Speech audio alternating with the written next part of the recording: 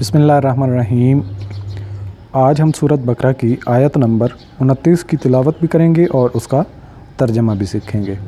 هو الذی خلق لکم ما فی الارض جمیعا ثم استوى الی السماء فسواہن سبع سماوات وہو بکل شیء علیم۔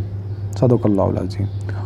ہو وہی، الذی جس نے، خلق پیدا کیا، لکم تمہارے لیے، ما جو کچھ، فی الارض فی میں، الارض زمین میں، جمیعاً سب کا سب، ثم پھر، استوا قصد کیا، ارادہ کیا، الی السماء الی طرف، السماء آسمان کی طرف، فا پس، سواہن ان کو ٹھیک کر دیا، ترتیب دے دی، سبع سماوات 7 آسمانوں میں، وہو اور، وا کا مطلب اور، ہوا وہی، بکل ساتھ ہر چیز کے، یعنی کہ ہر چیز پر، شیء چیز، علیم علم رکھنے والا ہے، یعنی کہ اللہ پاک ہر چیز کا علم رکھنے والا ہے۔